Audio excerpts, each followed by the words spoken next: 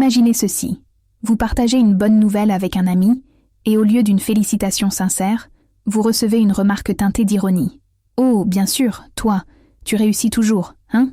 Le ton est léger, le sourire est là, mais au fond, quelque chose sonne faux. Ce genre de phrases, en apparence inoffensives, sont bien plus dangereuses qu'elles n'en ont l'air. Carl Jung expliquait que notre inconscient projette souvent nos frustrations sur les autres.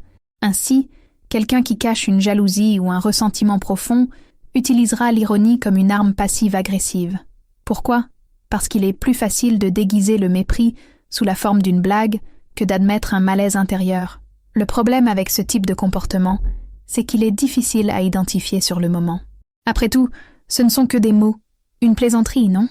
Mais si vous ressentez une gêne récurrente face à certaines remarques, si vous avez l'impression que chaque compliment est accompagné d'une petite pique, alors il y a de quoi s'inquiéter. Ce genre de relation crée un climat où vous commencez à douter de vous-même. Peut-être que je prends tout trop à cœur. Vous cherchez des excuses à l'autre, mais en réalité, ce malaise est un signal d'alarme. Une ironie répétitive et systématique est rarement anodine. Alors, comment réagir ? La première étape est la prise de conscience. Posez-vous cette question simple. Cette personne célèbre-t-elle sincèrement mes succès ou trouve-t-elle toujours un moyen de les minimiser ? Si l'ironie devient une habitude, c'est un signe qu'il y a un problème sous-jacent. Vous n'avez pas besoin de tolérer ces micro-agressions. Apprenez à poser des limites. Une réponse directe comme « Tu veux dire quoi par là ?» peut suffire à déstabiliser l'autre. Jung disait que ce que nous ne voulons pas affronter finit par nous contrôler. Alors, ouvrez les yeux et ne laissez personne éroder votre confiance sous couvert d'humour. Vous avez déjà eu l'impression que, chaque fois que vous partagez un projet ou une ambition avec quelqu'un, des obstacles inattendus commencent à surgir, comme si, d'une manière ou d'une autre, cette personne trouvait toujours le moyen de compliquer les choses. Parfois, cela prend la forme d'oublis fréquents, de promesses non tenues ou de conseils qui, au lieu de vous aider, vous font dévier de votre trajectoire. Rien de flagrant, rien de directement hostile, mais un schéma répétitif qui vous ralentit sans raison apparente. Carl Jung expliquait que ce genre d'attitude provient souvent d'une ombre inconsciente, une jalousie ou une insatisfaction personnelle que la personne projette sur vous. Elle ne veut pas forcément vous voir échouer, mais votre succès met en lumière ses propres limites. Le plus dangereux dans ce type de sabotage, c'est qu'il est difficile à prouver. Vous pourriez même vous dire que vous êtes paranoïaque. Peut-être que j'exagère, après tout le monde fait des erreurs, mais quand ces erreurs deviennent une habitude et qu'elles semblent toujours aller à votre désavantage, ce n'est plus une simple coïncidence. La jalousie ne s'exprime pas toujours par des mots agressifs ou des conflits ouverts.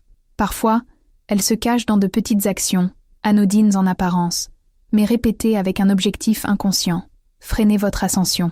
Et si vous ne prenez pas conscience de ce schéma, vous risquez de perdre du temps, de l'énergie et même de la confiance en vous. Alors, comment reconnaître ce sabotage ? Observez la fréquence des accidents. Cette personne vous encourage-t-elle réellement ? Ou trouvez-vous toujours un problème après lui avoir confié quelque chose d'important ? Si vous sentez qu'il y a un schéma, il est temps de prendre du recul. Évitez de partager vos projets avec quelqu'un qui semble systématiquement semer des embûches sur votre chemin. Jung disait que nous devenons ce que nous tolérons. Si vous laissez ces micro-sabotages s'accumuler, ils finiront par affecter vos ambitions et votre bien-être. Protégez vos rêves des influences toxiques, même si elles viennent de votre entourage le plus proche. Avez-vous déjà remarqué que certaines personnes disparaissent au moment où vous avez le plus besoin d'elles ? Lorsque vous traversez une période difficile, elles deviennent inaccessibles, trop occupées, distantes. Et quand vous partagez une bonne nouvelle, leur réaction est tiède, presque mécanique, comme si cela n'avait aucune importance. Cette absence de soutien émotionnel, qu'elle soit subtile ou évidente, est un signal fort que quelque chose ne va pas. Selon Carl Jung, les relations authentiques se construisent sur la réciprocité. Si quelqu'un est présent uniquement lorsque cela l'arrange, mais vous laisse seul dans les moments clés, il est peut-être temps de reconsidérer sa place dans votre vie. Le danger de ce type de comportement, c'est qu'il s'installe progressivement. Au début, vous trouvez des excuses. Il a sûrement beaucoup de choses à faire. Il n'a pas le temps. Mais à force de répéter ce schéma, une vérité s'impose. Cette personne ne vous soutient pas réellement.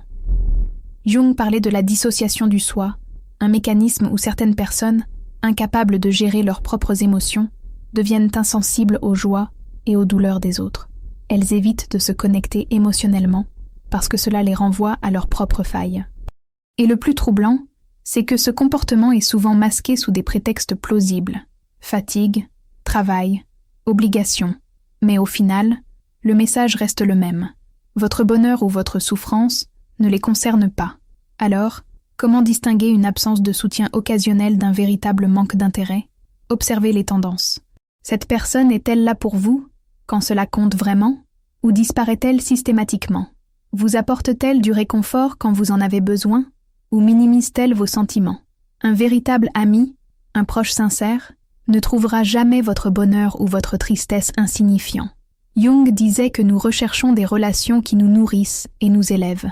Si quelqu'un ne fait que vous vider émotionnellement, il est peut-être temps de vous en éloigner. Vous avez sans doute déjà vécu cette situation. Vous partagez un accomplissement, et au lieu de voir de la joie dans les yeux de votre interlocuteur, vous sentez une tension. Presque immédiatement, cette personne trouve un moyen de détourner l'attention sur elle-même, en mentionnant un succès personnel, parfois même plus impressionnant que le vôtre. Ce comportement n'est pas une simple coïncidence. Selon Carl Jung, la rivalité cachée est un signe de projection. Cette personne projette sur vous ses insécurités et ses frustrations, et plutôt que de célébrer votre réussite, elle ressent le besoin de se mesurer à vous. Mais le pire dans cette situation, c'est que cette compétition n'est jamais déclarée ouvertement. Elle se manifeste sous forme de comparaisons subtiles, de corrections inutiles, ou d'un besoin constant de prouver qu'elle est meilleure. Ce genre de rivalité est insidieuse, car elle peut vous pousser à remettre en question votre propre valeur. Vous commencez à vous demander si vos succès sont réellement importants, puisque cette personne trouve toujours un moyen de les relativiser ou de les surpasser. Pire encore, vous pourriez vous sentir piégé dans une dynamique où chaque conversation devient une bataille cachée pour déterminer qui a le plus accompli, qui a la vie la plus intéressante, qui mérite le plus d'attention. Jung expliquait que les personnes qui refusent de confronter leurs propres insatisfactions finissent par se comparer constamment aux autres. Elles ne cherchent pas réellement à grandir, mais à se rassurer en s'élevant au-dessus de vous. Alors, comment réagir face à cette compétition silencieuse? D'abord, ne tombez pas dans le piège. Vous n'avez rien à prouver à quelqu'un qui voit tout comme un défi personnel. Ensuite, observez comment cette personne réagit lorsque vous parlez de vos réussites. Si elle détourne systématiquement la conversation vers elle-même, il est peut-être temps de limiter ce que vous partagez avec elle. Jung disait que la conscience de soi est la clé de la liberté intérieure. En prenant conscience de cette dynamique toxique, vous reprenez le pouvoir et refusez de laisser quelqu'un d'autre dicter votre estime de vous-même. Avez-vous déjà eu la sensation que quelque chose avait changé dans la façon dont les autres vous perçoivent, sans comprendre pourquoi? Vous découvrez que des rumeurs circulent, des informations erronées ont été partagées sur vous, mais sans jamais savoir d'où elles viennent réellement. Ce genre de manipulation est souvent orchestré par une personne qui nourrit un ressentiment secret à votre égard. Selon Carl Jung, lorsque quelqu'un est incapable de gérer ses propres insécurités, il peut projeter ses frustrations sur autrui, parfois en déformant la réalité pour mieux influencer l'opinion des autres. Ce comportement sournois est un moyen d'affaiblir votre position sans confrontation directe, en semant des doutes subtils autour de vous. Ce type d'attaque est particulièrement vicieux car il fonctionne en arrière-plan, loin de votre regard. Vous ne vous en rendez compte qu'une fois que le mal est fait. Cela peut prendre la forme de critiques déguisées en préoccupations partagées avec votre entourage, d'exagération de vos erreurs, ou même d'insinuations visant à remettre en question votre crédibilité. Le pire, c'est que ces manipulations sont rarement frontales. Elles se répandent par de petits commentaires apparemment anodins, mais suffisamment marquants pour semer la confusion. Jung expliquait que l'inconscient projette toujours ce qu'il refuse d'admettre. Ainsi, une personne qui vous critique en secret exprime en réalité ses propres conflits internes, en essayant d'éloigner les autres de vous pour mieux masquer ses propres failles. Alors, comment se protéger de ce poison invisible? D'abord, soyez attentif aux changements dans la manière dont les autres interagissent avec vous. Si vous sentez une tension soudaine ou des réactions étranges, il se peut que quelqu'un ait influencé leur perception. Ensuite, affrontez ces manipulations avec calme et fermeté. Plutôt que de vous justifier ou de tomber dans le piège du conflit, posez des questions directes. Qui t'a dit cela? Pourquoi penses-tu ça de moi? Jung disait que ce que l'on ignore finit par nous contrôler. Ne laissez personne réécrire votre histoire à votre place. Vous avez sûrement déjà partagé une bonne nouvelle avec quelqu'un et ressenti, au lieu d'un enthousiasme sincère, une réaction froide ou forcée. Ce moment où vous attendez un sourire, un mot encourageant, mais où vous recevez à la place un silence gêné, un changement de sujet ou un simple « Ah, c'est bien » dit sans conviction. Ce genre de comportement n'est pas anodin. Selon Carl Jung, la jalousie refoulée empêche certaines personnes d'exprimer une véritable joie pour les succès des autres. Ce n'est pas qu'elles ne vous apprécient pas, mais votre réussite leur rappelle ce qu'elles n'ont pas encore accompli elles-mêmes. Plutôt que de l'admettre, elles préfèrent minimiser vos victoires. Le problème, c'est que ces réactions répétées peuvent finir par vous affecter. Vous commencez à douter de l'importance de vos réussites, à vous demander si elles méritent vraiment d'être célébrées. Pire encore, vous pourriez vous retrouver à cacher vos victoires, de peur d'être accueilli par l'indifférence ou la jalousie. Jung expliquait que nous projetons sur les autres ce que nous refusons d'accepter en nous-mêmes. Ainsi, une personne qui ne parvient pas à se réjouir pour vous révèle inconsciemment son propre mal-être, son sentiment d'échec ou son insécurité. Mais ce n'est pas votre rôle de porter ce poids. Vos réussites méritent d'être honorées, avec ou sans leur validation. Alors, comment réagir face à ce genre d'attitude? D'abord, prenez du recul. Le problème ne vient pas de vous, mais de la personne qui refuse d'exprimer de la joie pour vous. Ensuite, entourez-vous de ceux qui vous soutiennent réellement. Jung disait que l'environnement dans lequel nous évoluons influence profondément notre développement personnel. Si quelqu'un minimise constamment vos accomplissements, demandez-vous s'il mérite réellement d'en être témoin. Votre bonheur ne doit jamais être une source d'inconfort pour les autres. Soyez fiers de ce que vous accomplissez et ne laissez jamais personne éteindre votre lumière. Un véritable lien humain se révèle dans les moments de vulnérabilité. Quand vous traversez une épreuve, observez bien la réaction de ceux qui vous entourent. Certains offriront une oreille attentive, un soutien sincère, même dans le silence. D'autres, en revanche, adopteront une posture froide, distante, parfois même méprisante. Ils minimiseront votre souffrance, changeront de sujet, ou vous feront sentir que vous exagérez. Ce détachement n'est pas anodin. Carl Jung expliquait que la façon dont une personne réagit à la douleur des autres en dit long sur sa propre psyché. Une personne incapable de faire preuve d'empathie cache souvent une lutte intérieure qu'elle refuse d'affronter. Ce comportement est d'autant plus toxique qu'il vous fragilise davantage. Au lieu de recevoir le réconfort dont vous avez besoin, vous ressentez de la culpabilité, comme si exprimer votre souffrance était une erreur. Vous commencez à douter de vos propres émotions, à les réprimer, à éviter de partager ce que vous ressentez. Pourtant, la véritable amitié, la vraie bienveillance, se manifeste précisément dans ces instants-là. Jung parlait de l'ombre cachée dans chaque individu. Ceux qui rejettent la vulnérabilité des autres projettent souvent un malaise profond avec leur propre fragilité. En refusant de reconnaître votre douleur, ils fuient inconsciemment la leur. Alors, que faire face à une telle attitude? D'abord, ne cherchez pas d'excuses pour ceux qui ne vous soutiennent pas. Une personne qui tient à vous n'a pas besoin d'être parfaite, mais elle fera au moins l'effort d'être présente. Ensuite, ne laissez jamais quelqu'un vous faire sentir coupable d'éprouver des émotions. Jung disait que nos souffrances non reconnues finissent par nous hanter. Exprimez ce que vous ressentez aux bonnes personnes, celles qui méritent votre confiance. Entourez-vous de ceux qui vous élèvent, pas de ceux qui vous ignorent lorsque vous tombez.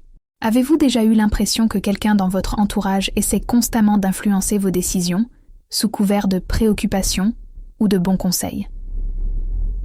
Ce type de comportement est insidieux. Il ne se manifeste pas par des ordres directs, mais plutôt par des remarques subtiles qui sèment le doute en vous. Tu es sûr que c'est une bonne idée? Moi, à ta place, je ferais autrement.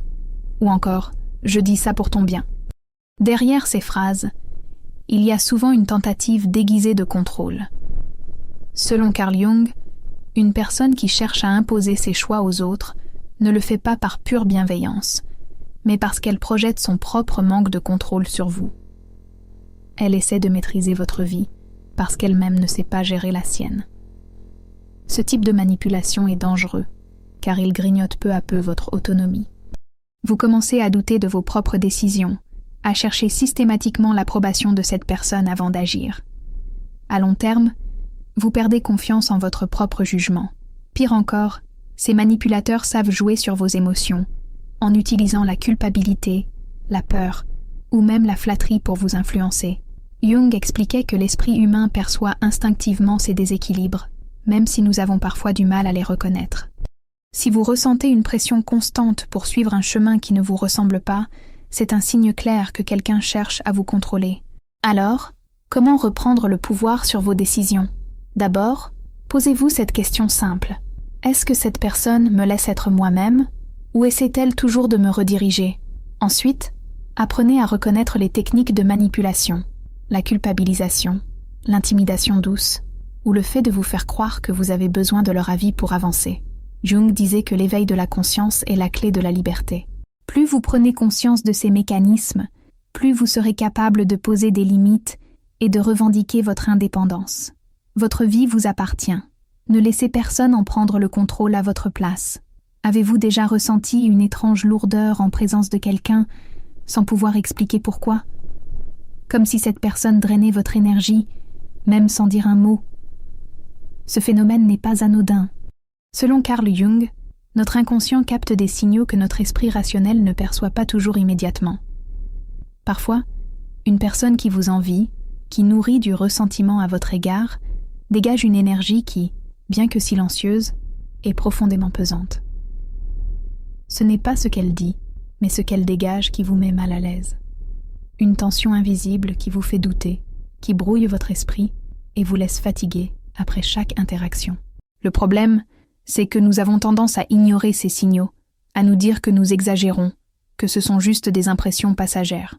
Pourtant, si ce sentiment de malaise revient encore et encore, en présence de la même personne, il est temps de s'interroger.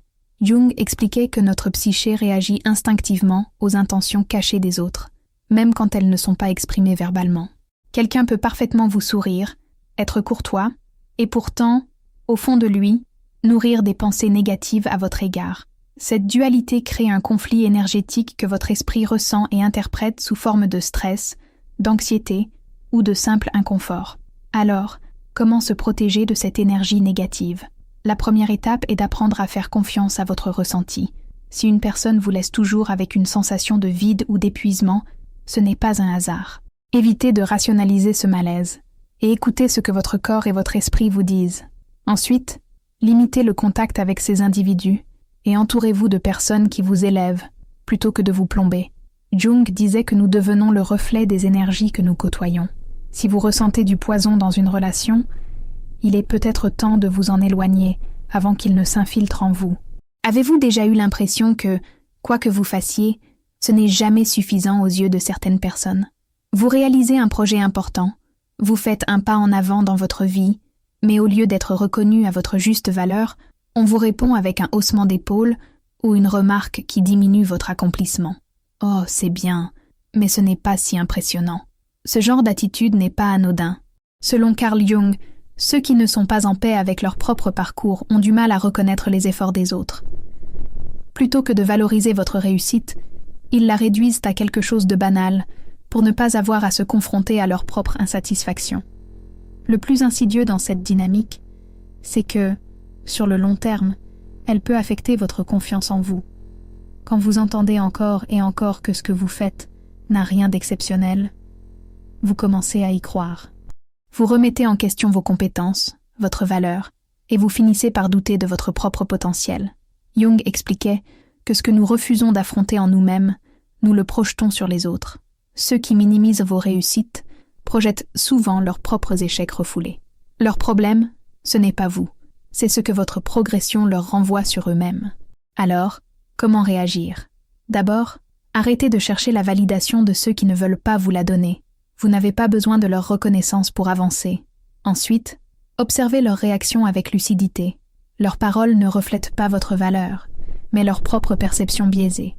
Jung disait que l'opinion des autres ne définit pas qui nous sommes, à moins que nous leur donnions ce pouvoir. Ne laissez personne minimiser vos victoires. Soyez fiers de vos efforts, célébrez vos réussites, et entourez-vous de ceux qui savent reconnaître votre valeur sans jalousie ni compétition cachée.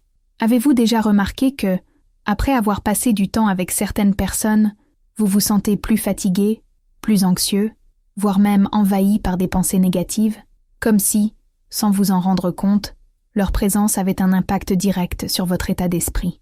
Ce phénomène, Carl Jung l'expliquait par l'influence des énergies inconscientes. Les personnes qui nourrissent de la rancune, de l'envie ou du ressentiment à votre égard ne vous attaquent pas toujours frontalement. Elles insufflent, subtilement, des doutes, des peurs et des ondes négatives qui s'infiltrent en vous. Une remarque déguisée, une attitude froide, une vibration étrange, et soudain, votre confiance en vous vacille. Le plus troublant, c'est que cela se produit souvent sans que vous en soyez conscient.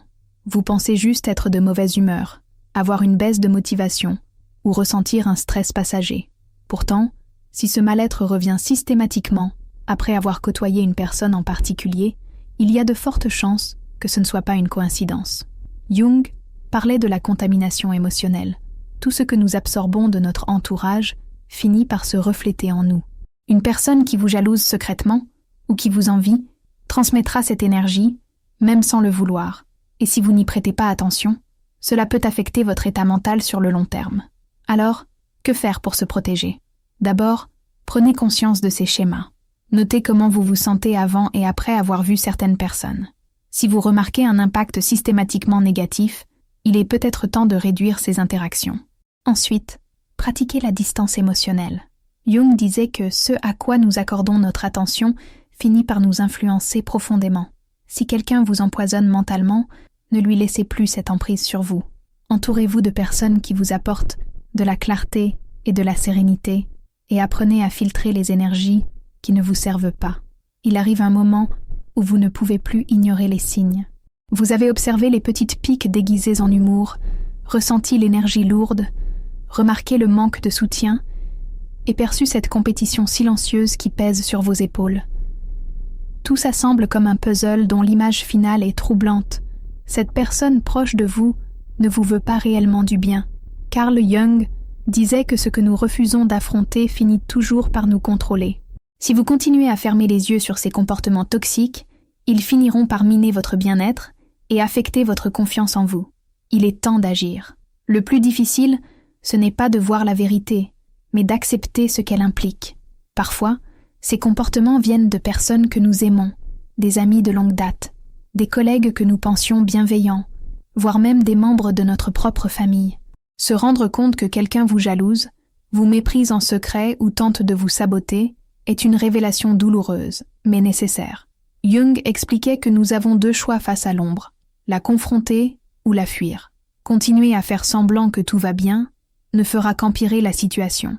Au contraire, reconnaître ces dynamiques vous permet de reprendre le contrôle et de protéger votre équilibre émotionnel. Alors, que faire maintenant?